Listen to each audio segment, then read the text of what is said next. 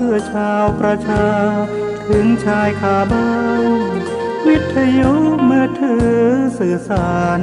เชื่อมสัญญาณจากวัดสายมูลมรดกธรรมกำเมืองร้อยเรียงสำเนียงภาษาสืบสานตำนานล้านนาอันทรงคุณค่ามิให้เสื่อมสูญภูมิธรรมเก่าก่อนคติคำสอนอานิสงส์ผลบุญสติปัญญาเพิ่มพูนช่วยหนุนบุญญาญาติโยมพระครูสังวรศิลางพิรักมั่นคงแน่นหนักในฐานะศิษย์พระโพดมทุกลมหายใจตั้งจิตมุ่งหมายนำพาญาติโยมทานศีลภาวนาสร้างสมตามรอยพระบรมโพธิสมภา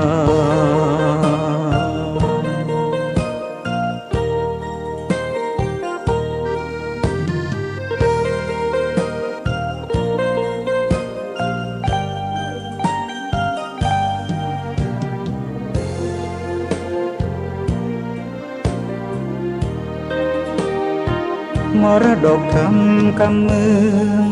ร้อยเรียงสำเนียงภาษาสืบสานตำนานล้านนา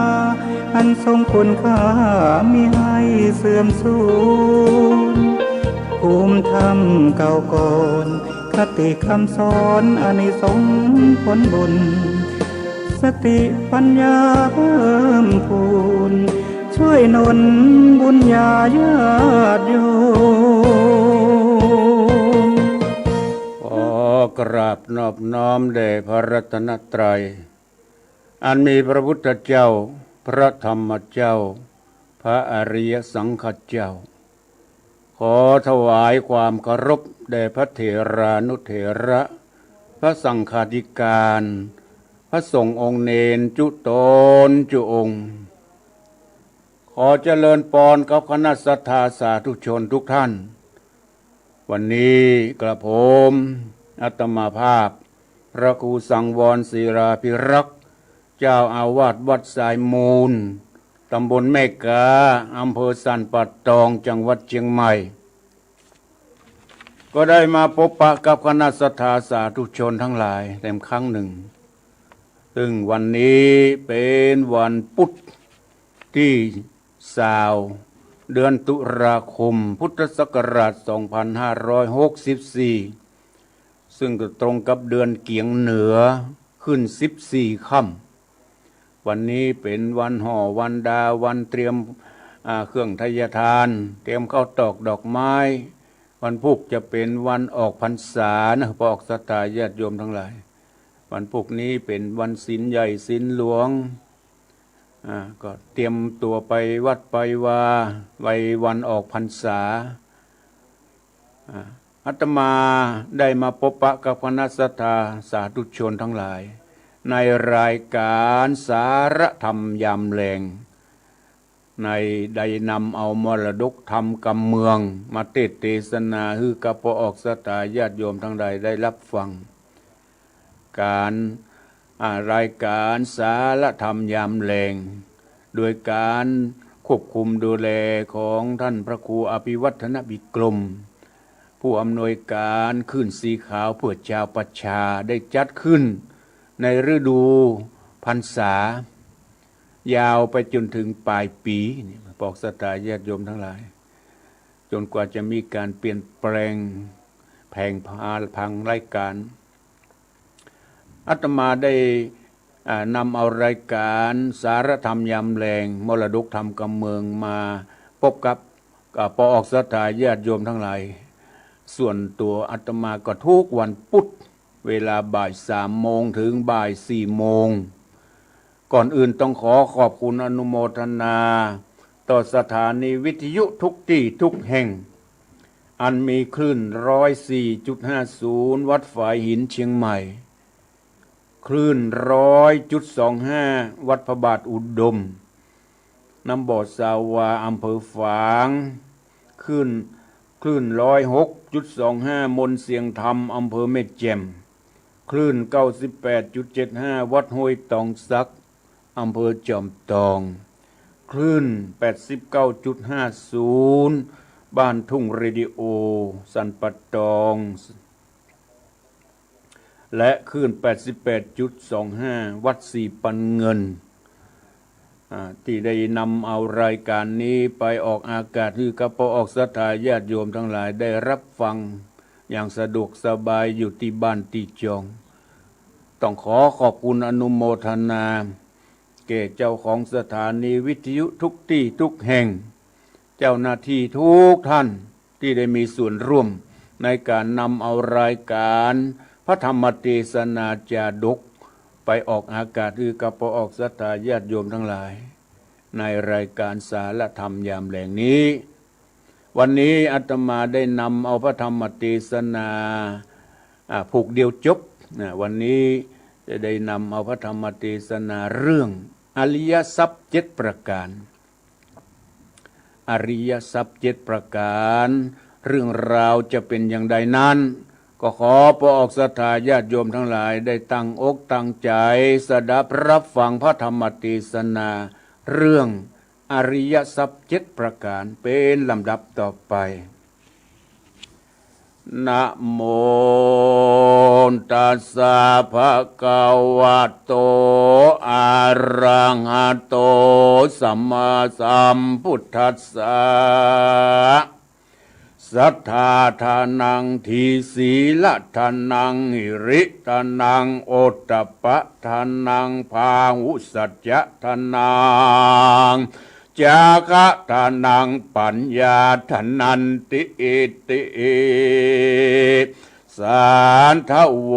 ดุราสาปุริสะทั้งหลายต่างยิงใจหนุ่มเทามีศรัทธาเก้าเป็นประธา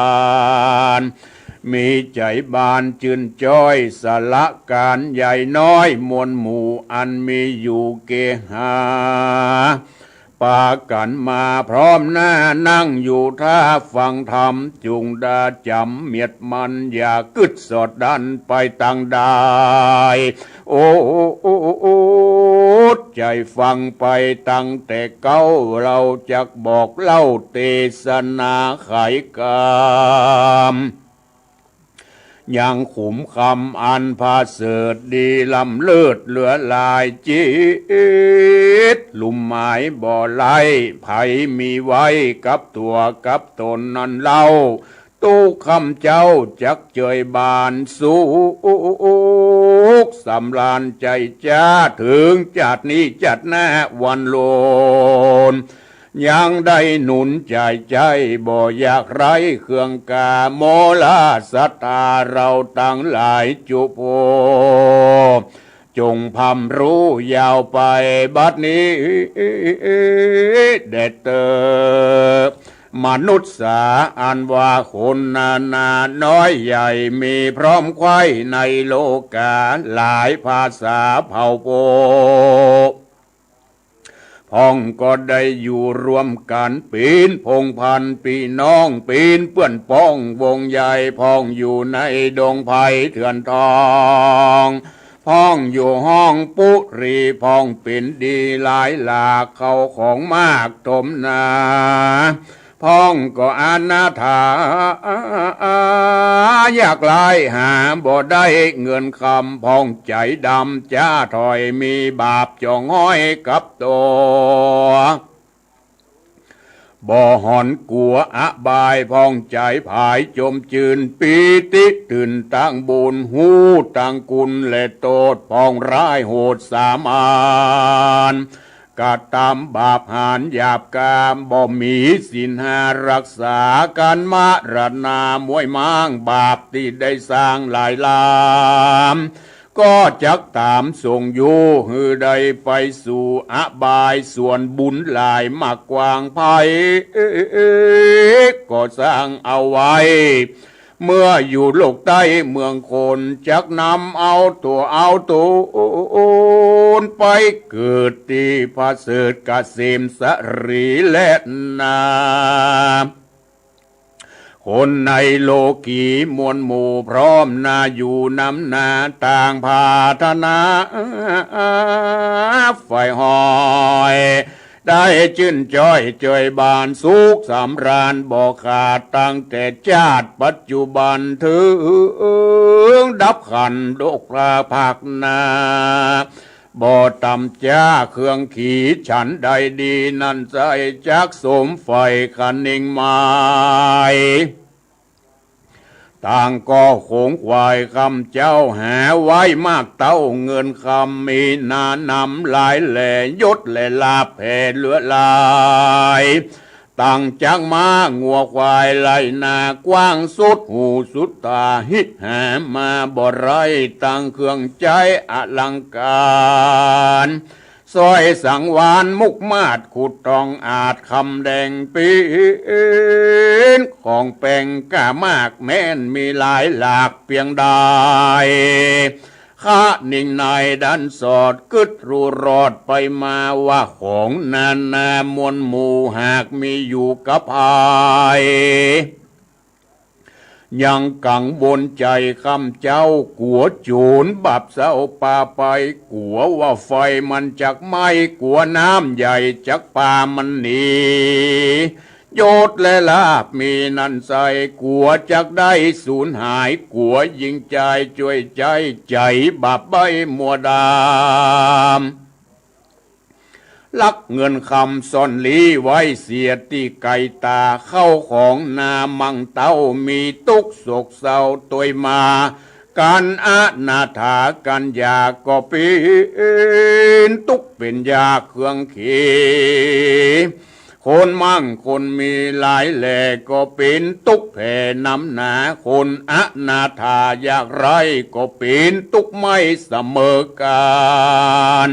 ตุกปาวันจ่องก้องอยู่ในห้องในวัฏสงสารหาพระหมานบ่ได้ร้อนเอาไม้เครื่องกาตุกคืนวันก็มีอันและนาตัดสมาเหตุนั้นเล่าคนหนุ่มเท่ายิงใจจุงคะนิ่งหมายหูรอดว่ากันเรามวยมอดเป็นผีเขาของที่มีน้อยใหญ่เตียงละไว้เป็นสาทานหมอละไว้ฮือลูกฮือหลานหนุ่มเท่าได้เป็นเจ้าแทนปลายบ่มีไผ่กล่าวถอยว่าคนใหญ่น้อยเมื่อตายเมื่อมอนปากันก่อนหรือแหบเอาของมากตัวไปมีแต่คนไขกล่าวอูว่าคนมุบมูวำวายบุญและบาปหลายสร้างไว้หากจะได้ติดตามตนไปจุคนแหล่งลาการสร้างบาปกามัวดำบาปจักนำส่งอยู่ลงไปสู่อเวจีส่วนกรรมดีนั่นเล่าคนหนุ่มเท่าที่สร้างไว้เตี้ยงจักใดสุขเจยบานเงินคำคารหลายแหล่เข้าของแผ่มีหลาย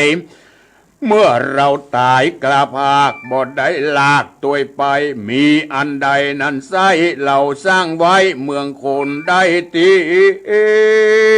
ตามตนไปบ่ขาดตั้งแต่ชาติปัจจุบัน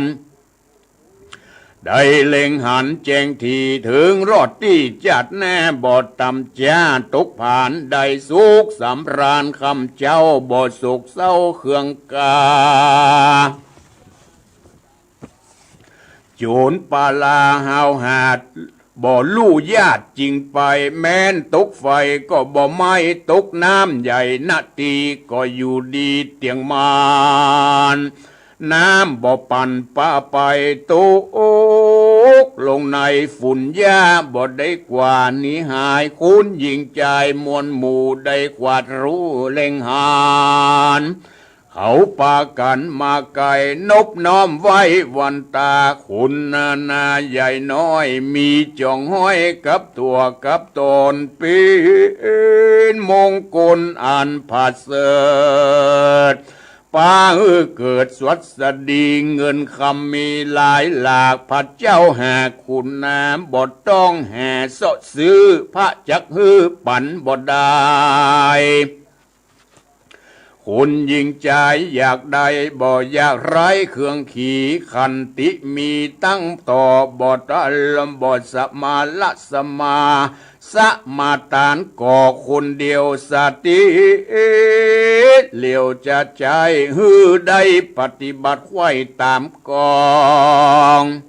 เตียงสมใจปองไฟหอยได้จินจ้อยมนัสสาจักไขขี้ยาเก่าจีฮือหูที่หันใส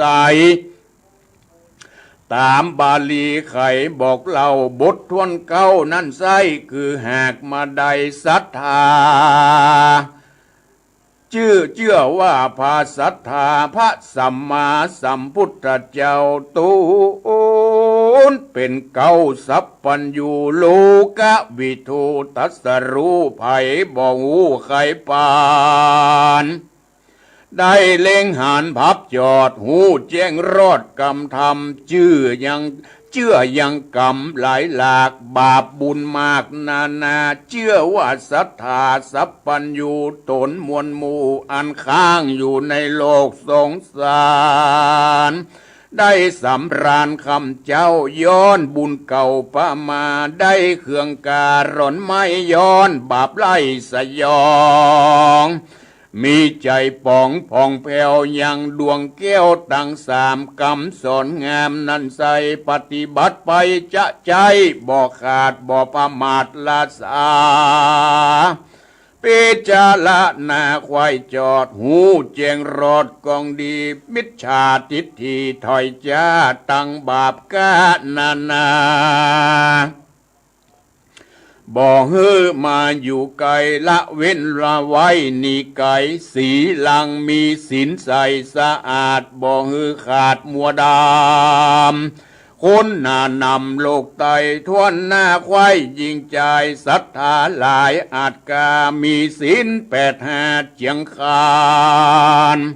สมาทานบ่ขาดบ่ประมาทยามวันกันดับขันมวยม้างจากที่กว้างเมืองโคนเตียงเอาตัวนไปเกิดจันฟ้าเลิศเมืองสวรรค์ดังลับฝันแล้วตื่นได้จมจื่นยาวไปศีลดวงใสนี่เล่านักปราชญ์เจ้าจะสอนว่าเป็นอาภรณ์เลิศแล้ว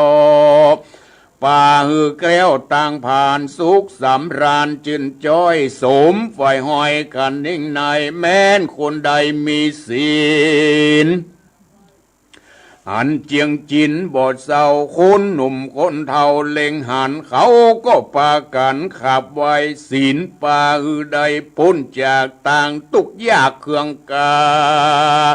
ศีลนี้นางามบอดเศร้าเป็นอริยทรัพย์เจ้าอันผาเสริฐป่าอือเกิดสวัสดีศีลเป็นป่าลำมีอาลัมเลิศป่าอันไว้ปีนศีลเป็นป่าละมีแก้ว30ประการศีลเป็นญาณอันวิเศษป่าปุ้นเขตมันภัยเป็นต่างไปเตี่ยวไต่ข้ามสงสารใหญ่เมืองคอนศีลนี้นำเอาตัวเอาตนไปรอดเวียงแก้วยอดเนรปานอันสุขสำราญคำเจ้าบ่หูแก่เท่าจะลาและนาประการต่อมาฮือมีหิริใจละอายเหลือลายละอายต่อบาปอันกาหยาบพึกหนาบาปนาถอยไรบอกเข้าใกล้แป่งปันกลัวมันหวันตัวเก่าได้สุขเศร้ามองขีตั้งบดดีเป็นฟ้า หลีกหน้าหนีไก่กำจังไรร้ายโหดอันเป็นโทษในอบายยินละอายเผิดนากำหยาบจ้านาอันจักป่าหือใดโตกต่ำไตในอเวจี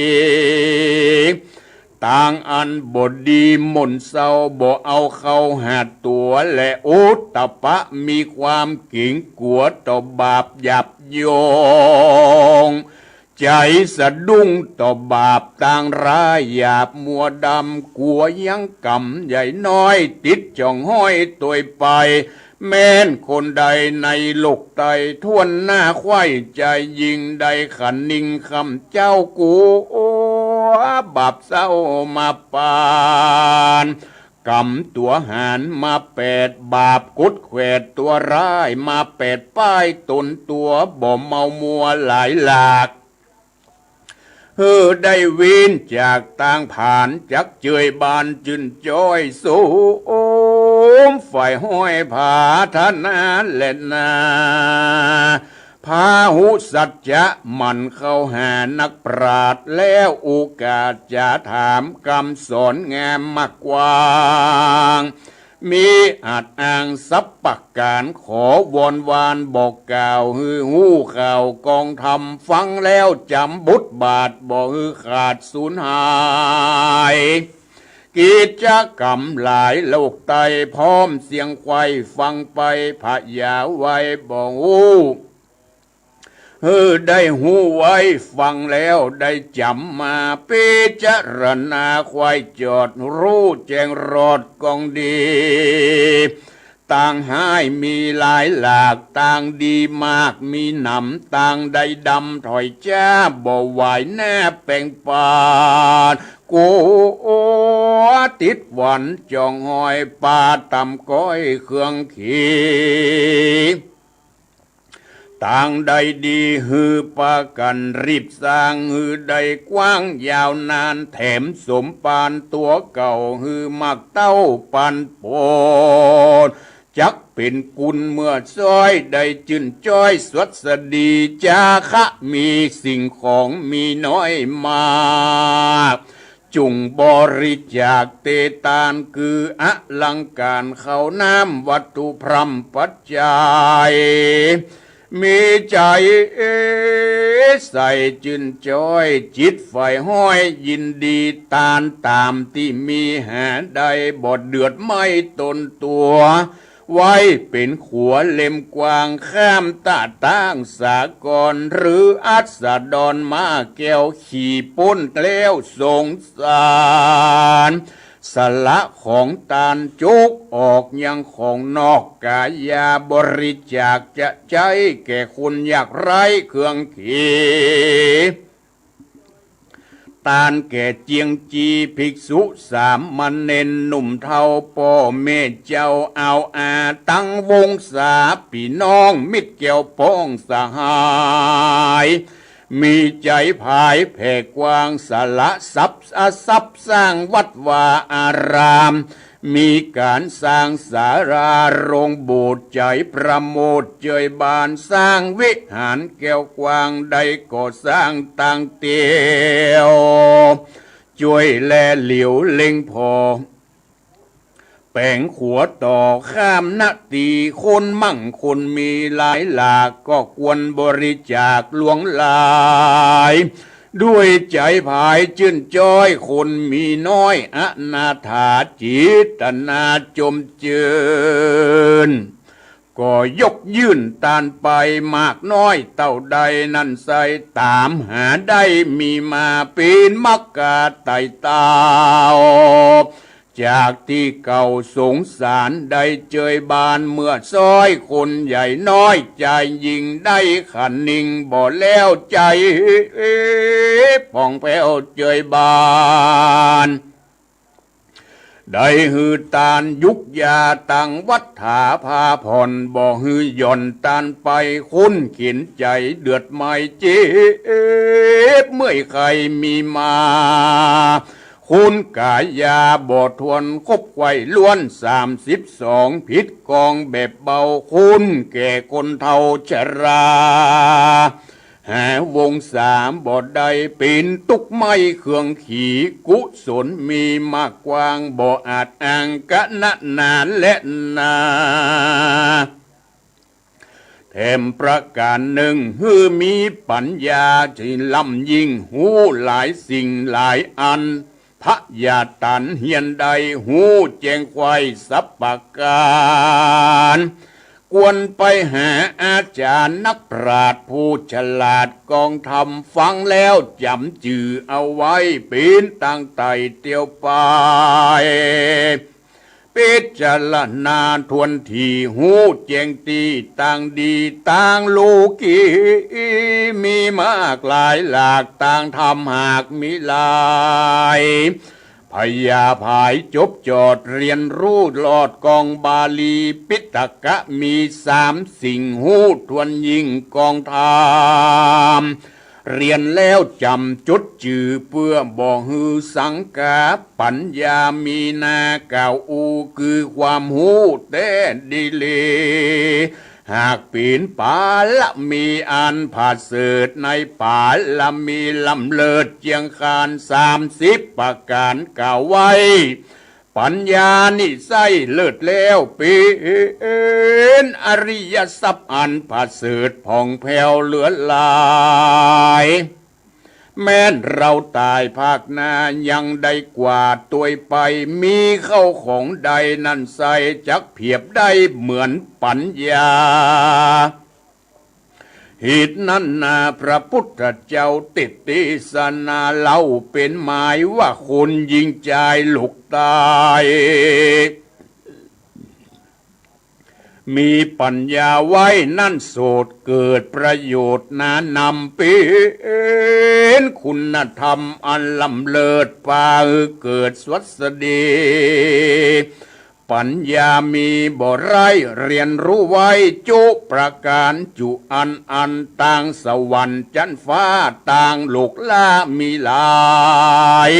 หูต่างวายกาหยาบอันเป็นบาปตารุณหูต่างบุญจืนจ้อยกุลจ่องอ้อยนานามต่างมัวดำเป็นโตดอันเนียมโหดหานีต่างใดดีเข้าแหบต่างเป็นบาปถอยโหนการกุศลมากน้อยก็ฝ่ายหอยรีบกระทำไปปัญญาใสไหลหลากได้พ้นจากต่างตุกต่างผ่านส่วนว่าการในโลกตายก็มีพร้อมไว้เหลือหลายปัญญาภายองค์อาจรู้10ประสาทนานาตั้ง10ป่าตั้งหลายมวลโมอันมีอยู่บ่ไรเรียนหูไว้จบทองหูยังกองวิเศษศาสตรเพศมนยามมีคุณธรรมตั้งมั่นบ่ไหวหวั่นไปมามีปัญญาหลายหลากปาพ้นจากอนตรายปัญญาภายล้ำเลิศป่าหือเกิดโภกามีปัญญาจ่องงอยใดจื่นจ้อยเจยบานปัญญารู้แจ้งเป็นเก้าแห่งสุขขีปัญญาดีกว่ารู้นำไปสู่สวรรค์ปัญญาตันจบจอดนำไปรอดเนรปานปุ้นสงสารลูกลาทลาบกว่านิรันดร์ก็มีหันเล่นนาตัสมาสาทะโวเหตุนั้นเล่าคุณหนุ่มเทายิ่งใจตีปากันมารวมฟังตั้งหลายมวลหมู่แม้นใครอยู่สุขเจยบานสุขสำราญจัดนี้ได้แจ้งที่หันสายแม้นตายไปภาคนาบอดตำจ้าเครื่องขี่อาริยทรัพย์มีหลายหลากพระพุทธเจ้าแหกปันมาบอดต้องแห่เสาะไซ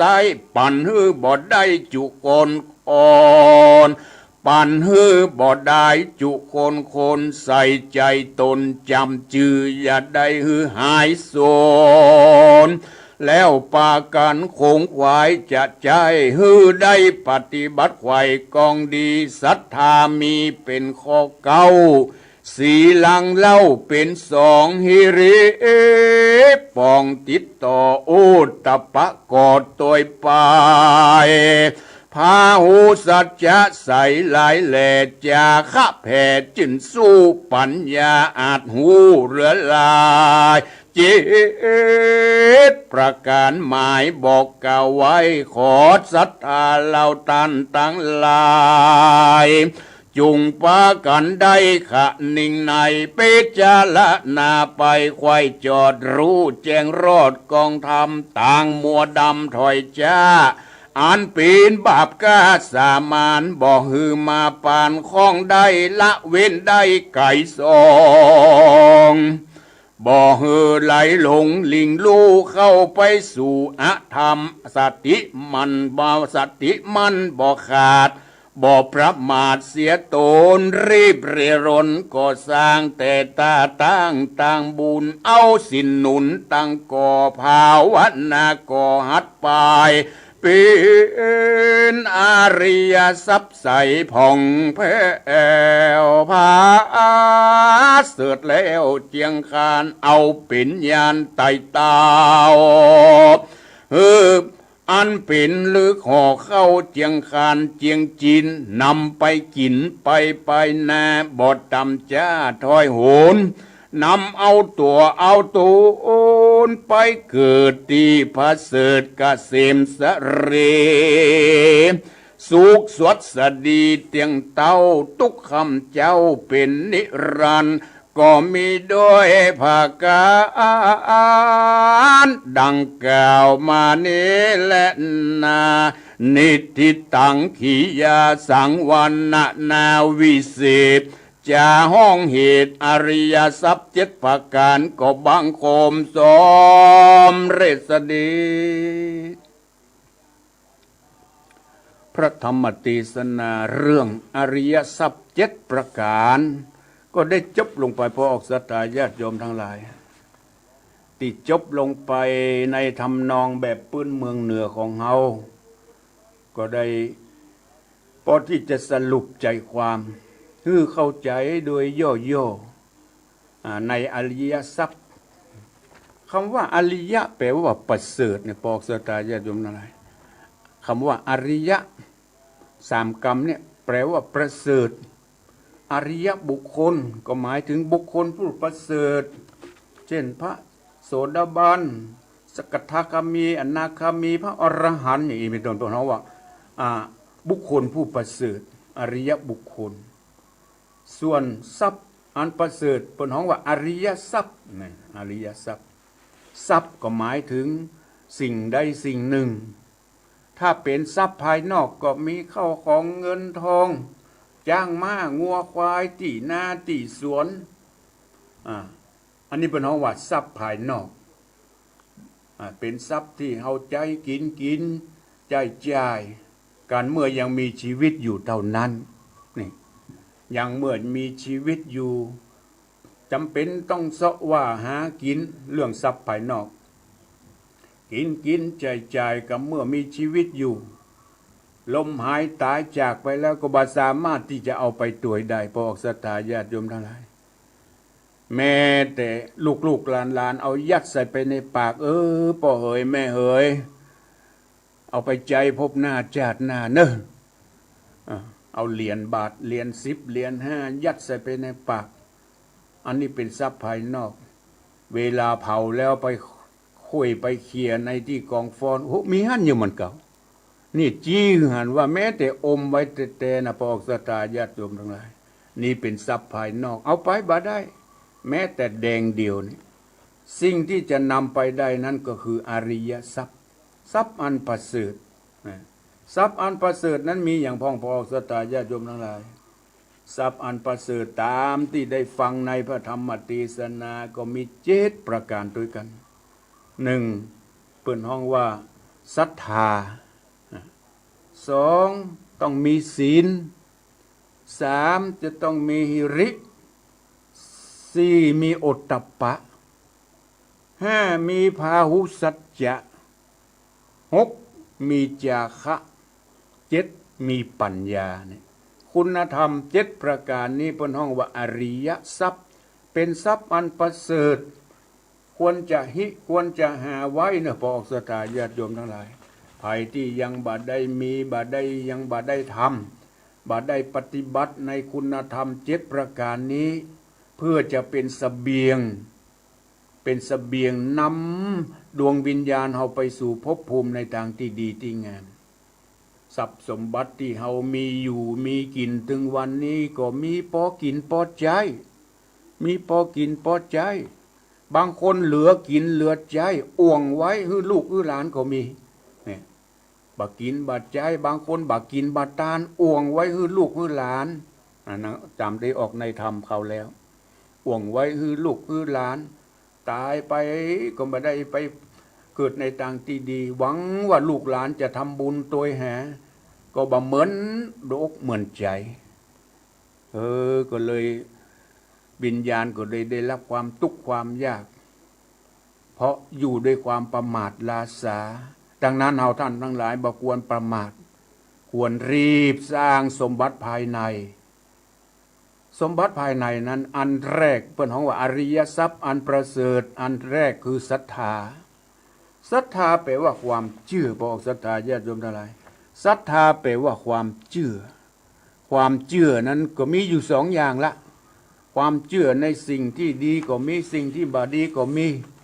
ความเชื่อในสิ่งที่บ่ดีเช่นเปิ้นฮ้องว่าศรัทธาญาณวิปยุตศรัทธาที่ขาดเหตุขาดผลขาดความเชื่อมั่นบ่มีเหตุบ่มีผลก็ไปเชื่อเปิ้นฮ้องว่าคนหูเบาเป็นคนหูเบาเชื่อง่ายเปิ้นมาจุมาหลอกออกข่าวตึงวันที่พอออกศรัทธาญาติโยมทั้งหลายบางคนเสียทรัพย์เสียสินเสียเงินเสียทองเป็นหมื่นเป็นแสนเป็นล้านก็มีเพราะคนหูเบาเชื่อง่ายอันนี้ก็เป็นศรัทธาแห่งประเภทหนึ่งศรัทธาที่แท้หมายถึงศรัทธาที่ประกอบไปด้วยญาณเปิ้นเฮาว่าศรัทธาญาณสัมปยุตเป็นศรัทธาที่ประกอบไปด้วยปัญญาก่อนจะเชื่อยังต้อง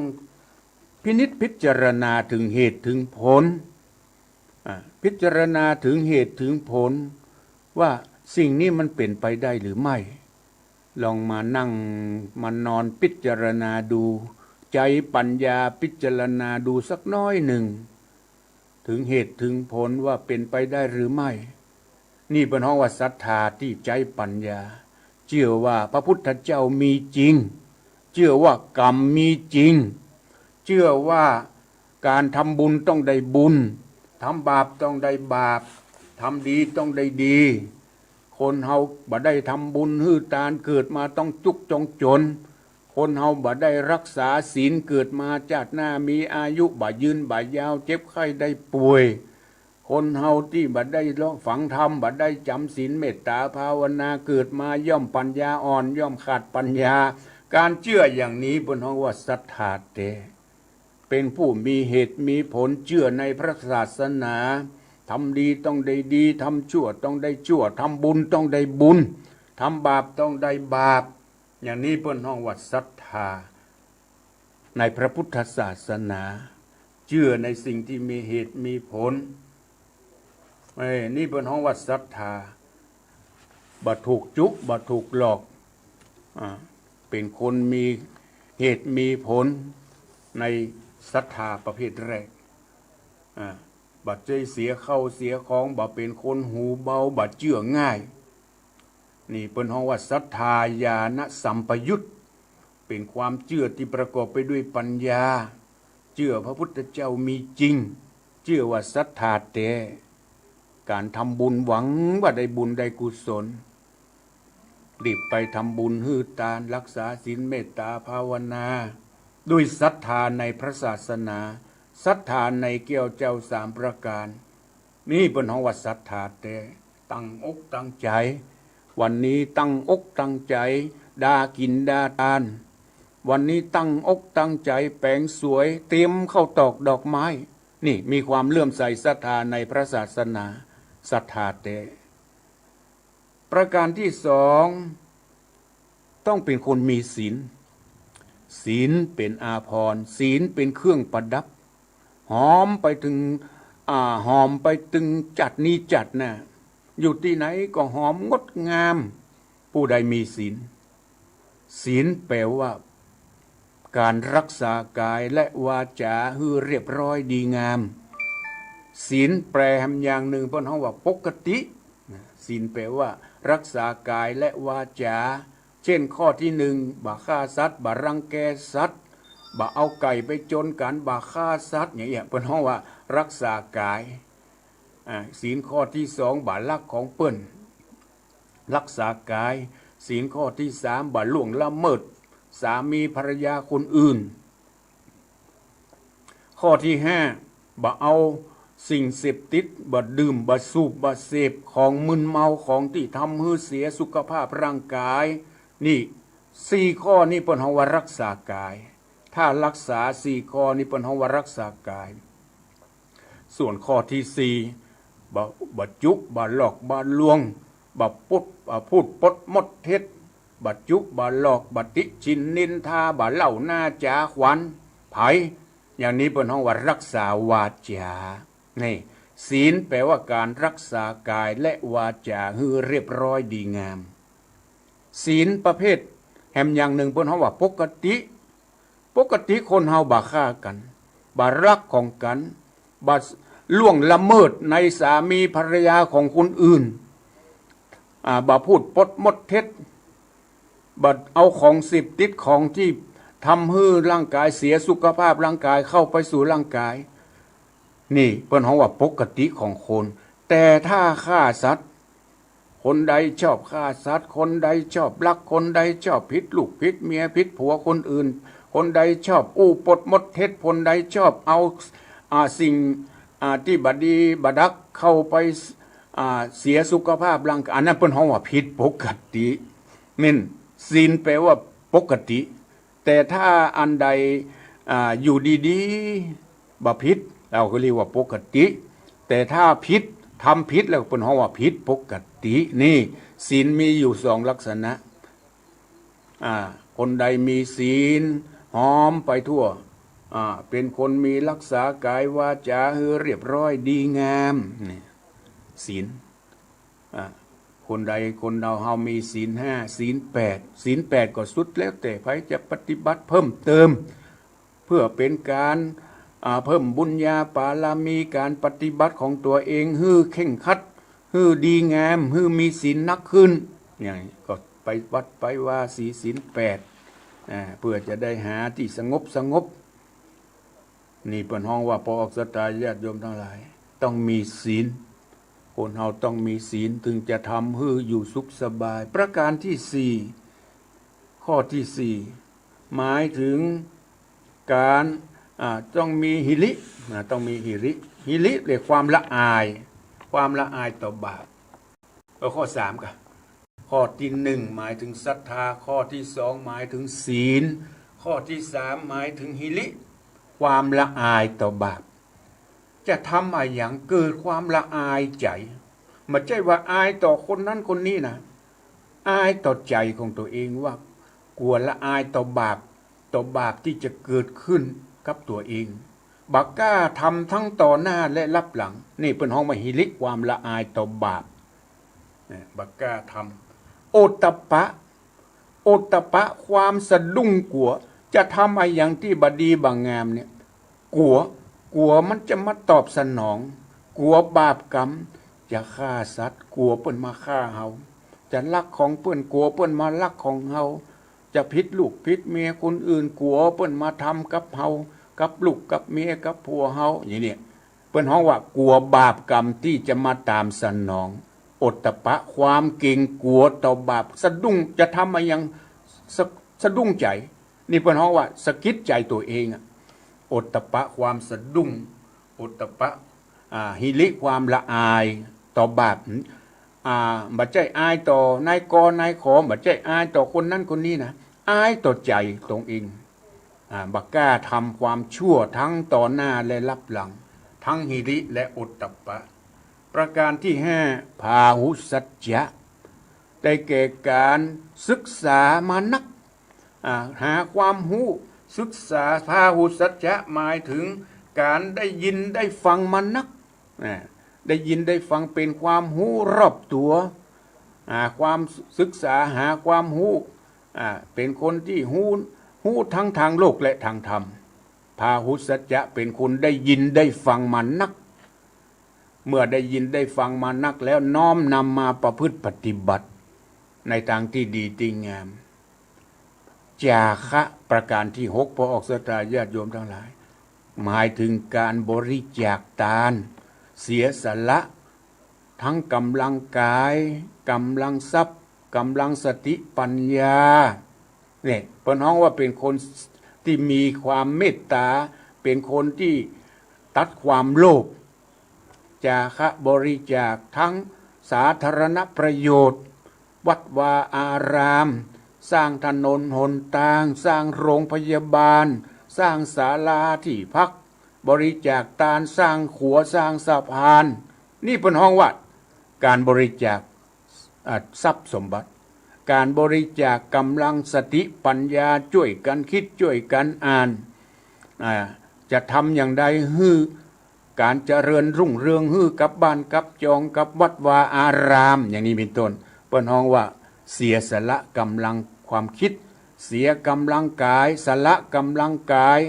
ช่วยกันทำช่วยกันยุบช่วยกันกำช่วยกันทำมีมือสองข้างช่วยกันทำพอทำได้ก็ทำไปบาจิกบาจิแหงอันนี้ก็ถือว่าเป็นจาคะการเสียสละกำลังกายกำลังทรัพย์กำลังสติปัญญานี่เป็นห้องวัดจาคะประการสุดท้ายพอออกสตาญาติโยมทั้งหลายเปิ้นฮ้องว่าอริยทรัพย์อันประเสริฐนั่นก็คือปัญญาหมายถึงความรอบรู้หาความรู้ใส่ตัวเก่ารู้ทั้งทางโลกและทางธรรมทางโลกก็ต้องรู้ทางธรรมก็ต้องรู้แต่ทางโลกเอาตัวมารอดพอออกสตาบางท่านบางคนมีความรู้ถึงปัญญาโทปัญญาเอกใช้ความรู้ทางโลกมาหลอกลวงคนอื่นเพราะบ่มีความรู้ทางธรรมบ่ได้ศึกษาในทางธรรมประกอบไปด้วยดังนั้นคนเฮาจะอยู่ในโลกนี้อย่างสมบูรณ์ต้องมีความรู้ทั้งทางโลกและทางธรรมและสิ่งเหล่านี้จะเป็นสมบัติทั้งภายในและภายนอกไปด้วยพอศรัทธาญาติโยมทั้งหลายอริยทรัพย์อันประเสริฐที่อาตมาได้ได้กล่าวไปนี้เป็นทรัพย์ที่จะนำที่จะติดตัวเฮาไปถึงภพหน้าชาติหน้าจะนำไปวิญญาณของเฮาไปสู่ภพภูมิในทางที่ดีที่งามเปิ้นฮ้องว่าอริยทรัพย์แปลว่าทรัพย์อันประเสริฐทรัพย์ใดๆก็ตามอันที่มีอยู่ในโลกที่เฮากินเฮาใจบ่สามารถที่จะแบกจะหามไปตัวอย่างที่กล่าวนั้นนะแม้แต่จะอมไว้แต่ยังบ่สามารถที่จะนำไปได้บางครั้งลูกหลานเอาไปยัดไปยู่ใส่ในกระเป๋าอันนั้นเป็นปุกลาธิฐานเป็นแค่มันงดมันงามบ่ได้มันงดมันงามสิ่งที่จะนำไปได้นั่นก็คือผลการกระทำของปออกสตาญาติโยมทั้งหลายต้องมีศรัทธาเชื่อมั่นในพระศาสนาเชื่อว่าทำดีต้องได้ดีทำชั่วต้องได้ชั่วทำบุญต้องได้บุญแน่นอนทำบาปต้องได้บาป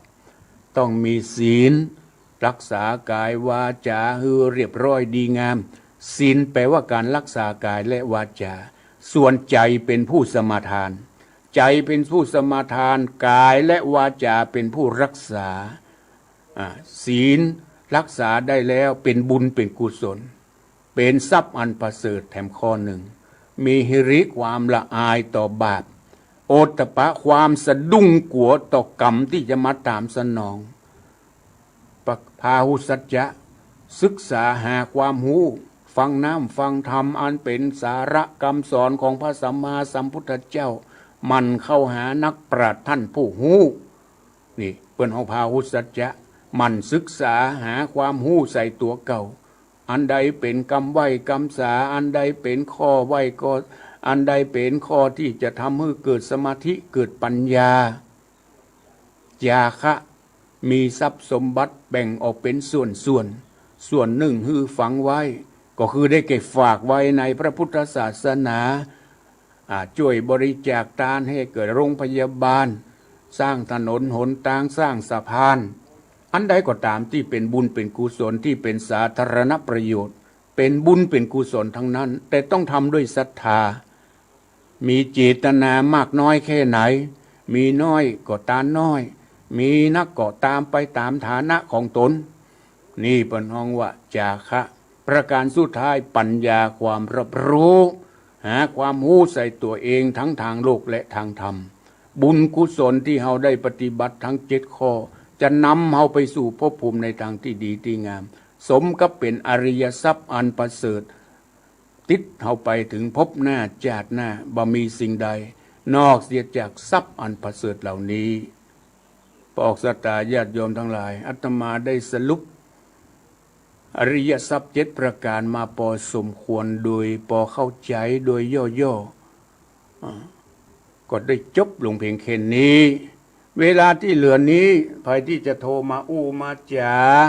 โทรมาที่0812898992นะบอกสตาญาติโยมทั้งหลาย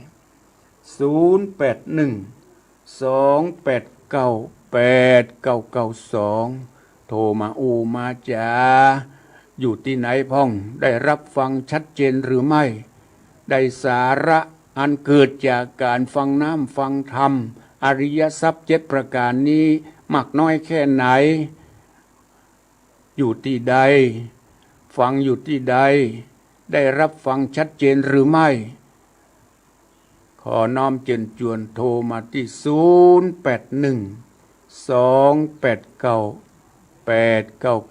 0812898992พอออกสถาญาติโยมทั้งหลายทรัพย์สมบัติที่เรามีกินมีใจถึงวันนี้มีเปลอะบาขาดบางพ่องมีพอกินพอใจบางคนเหลือกินเหลือใจ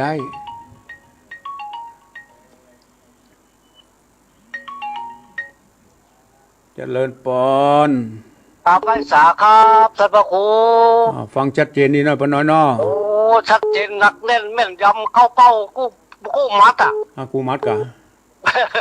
กูมัดนะถ้าผมรักมวยแล้วนี่เข้าแบบติดแล้วอันกะ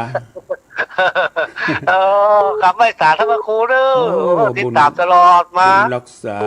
อยู่ดีมีสุขเจริญปอนพ่อน้อยบุญปันมโนครบ้านเสาหินเจริญปอนกับพระสาเจ้าท่านพระครูโทรมาแม่สุกแก้วศิลพรตั้งบ้านห้องฟังชัดเจนดีเนาะเจ้าชัดเจนดีเข้าใจดีแล้วอะไรจะชัด7 ประการนี่นะ7 ประการเป็นอริยทรัพย์อันประเสริฐวันนี้ก็เป็นวันแต่งวันแดงเขาก็เตรียมพร้อมมีศรัทธาแล้วเนาะศรัทธาเป็นเรื่องที่สำคัญศรัทธาเจ้าเชื่อมั่นวันเวลามันเลยได้ท่านพระครูจะได้วันไหว3 เดือนเนี่ยมันรู้ว่าเมินมันนาน3 เดือนครบพอดีละพระสงฆ์องค์เจ้าก็ได้ประวารณาออกพรรษาขอบคุณแม่สุแก้วบุญรักษาอยู่ดีมีสุขเจริญปอนครับไปสาครับพระครูครับโทรมาจากเวียงปะเป้าเนาะครับพ่อวินฟังชัดเจนดีกว่าพ่อวินชัดเจนตัวนี้แหละชัดเจนเนาะครับฟังจาก104ก็นั่นละ104ครับ104ดังไปแผ่วเวียงปะเป้าที่ตามตลอดดีแล้วฟังไปถึงวันกำลังขอบคุณพ่อวินบุญรักษาอยู่ดีมีสุขเจริญปอนพระสาเจ้าท่านพระครูแม่อุ้ยอินฟังอยู่เนอะแม่อุ้ยอินฟังชัดเจนดีเนาะที่เสมิงเจ้าชัดเจนเจ้าเสมิงไม่ทราบใต้เนาะวันนี้ฝนบัดตกชัดเจนเจ้าวันนี้ก็เหมือนกันนะมืดบ่ได้บัดตก เจ้าวันนั้นถึงค่ำค่ะเจ้า โอ้5 โมงป่าย อ๋อ 5 โมง วัน ป่าย วันที่ว่าจะมาเต้ทำมารุ่งให้ทำเนาะทำครูเนาะ เมื่อใดวันจันทร์อ่ะ เป็นกำลังใจทำครูเนอะ ขอบคุณแม่อินบุญรักษา วันจันทร์แล้วเน็ตบัสมบูรณ์เลย ทวิ มาได้ สาเจ้าทำครูเจ้า อยู่ที่ไหนก็ ฟังอยู่เนอะ อยู่ที่ไหนก็ ปลาบุงยังฝังเจ้า ป่าบงเวียงฝางฟังชัดเจนดีเนาะที่เมืองฝางอ่ะ เจ้าชัดเจนดีเจ้า ขอบคุณ เข้าใจดีเจ้า เข้าใจดีเนาะ หวานดีเจ้า บุญรัก เจ้า ษาเนอะ เจ้า อยู่ดีมีสุข เจ้า บุญรั ท ก วิ ษา สาเจ้าสัตว์เจ้า เจริญปอน เจ้าไปเถิดเจ้าท่านพระครู โทรมาจากไหน แจ้งหัวลินเรียงฝัง แจ้ง เจ้า หัวลินเวียงฝาง ฝางนี่เป็นฟังกันนักเนาะ เจ้าชัดเจนดีนะ ชัด เจ้า เจนดีเนาะสถานีเมืองฝางมีประโยชน์เต๊ะๆขอบคุณด้วยแม่เนอ เจ้าไป บุญ เถิด รัก เจ้า ษาบุญรักษาอยู่ดีมีสุข เจ้า เจริญปอน แก่สาธุเจ้าท่านพระครู โทรมาจากไหน คือมาพระเจ้าถ้านั้นอยู่วัดไหนก็เจ้า อยู่วัดสายมูลแม่กาพี่ อ๋อวัดไซมูล วัดสายมูลตำบลแม่กาสันปัตตอง แม่อยู่ไหน อ๋อ แม่อยู่ไหน เจ้าอยู่แม่อายเจ้า โอ้แม่อาย กำลังได้ยินท่านพระครูวันนี้วันแรกอยู่เจ้า บ่ฟังพ่นกะพ่นมี ผู้ ถึง เจ้า วัน มันได้อยู่บ้านน่ะเจ้า มีแต่มาทำงาน เอ กัน พอดีช่วงนี้มันบอกสบายอยากก็เลยนอนได้ยินท่านพระครูวันนี้เป็นวันแรก ต่อไป เจ้า อยู่สุขสบายดีเนอะปันหอมปันหายเนอะ เจ้า อยู่ดี เจ้า มีสุขบุญรักษา ขอบคุณเจ้า บุญรักษา เจริญปอน เอาไว้สาเรากู พ่อบุญมีกะ ครับ ฝนตกก็ตั้งน้ำตกแม่กลางอ่ะ วันนี้หมดโลกแล้ว วันนี้มันตกเนาะ เจ้ากรรมกันแล้วนะ พ่อบุญมีสบายดีเนาะ ครับสบายดีครับ สบายดี อยู่บุญรักษาเนอะ ผมก็เป็นชัดเจนแล้ว ดีแล้ว98วัดห้วยตองซักชัดเจนดีเจริญปอน มาจากไหนครับตุ๊กครับฟังโน้ยเชียงดาวครับ ฟังอยู่ที่ไหน เชียงดาวครับ เชียงดาว 104ครับ ฟังชัดเจนนะ ใช่ครับชัดโทรไม่ติดหลายสายเหลือเกิน เหรอฟังพอเข้าใจไหม เข้าใจครับหลวงพ่อผม เข้าใจ กำลังนั่งอยู่นะกำลังฟังอยู่เนี่ย ฟังเข้าใจนะ ครับ เจริญพรเจริญพร มาจากไหนครับ บุญรักษา เจริญปอน ครับไว้สาท่านพระครู พ่อบุญตันกะ ครับ พ่อบุญตันบ้านป่าไร่ ฟังอยู่ท่านเด้อ ฟังชัดเจนที่นอที่ อินดีธรรมะของท่านก็เข้าอกเข้าใจดีนะท่านเด้อ เจดีย์สามยอดเนาะ ครับดีสามยอ เจดี ด ย์สามยอดป่าสาง ฟังชัดเจน ครับ ฟังจากสถานีไหนพ่อบุญตัน ฟัง กำ จา ลั ก งใจนะท่านเด้อ ฟังจากสถานีไหน 104ครับ 104กะครับ มีหลายสถานีแหละ89 98ได้หมดอ่ะขอบ ได้ คุณ ก็ ขอบคุณพ่อบุญ มันออกนะครับ ขอบคุณพ่อบุญตันเนอร์ ครับ พ่อบุญตัน สาธุ บ้านกีดีสามยอด บักไก่เจริญปอนเจริญปอนอาตมาใจเวลามาพอสมควรและขอนำรายการสาระยามแรงนี้จากไปก่อนเนอะก็ให้พบกันในโอกาสหน้าสำหรับวันนี้ขออำนวยอวยพรนึกกระปออกศรัทธาญาติโยมทุกท่านจงได้อยู่ร่มเย็นเป็นสุขในพระบวรพุทธศาสนาก็ขอจงมีอายุวันนะสุขภละเหมือนกันทุกผู้ทุกคน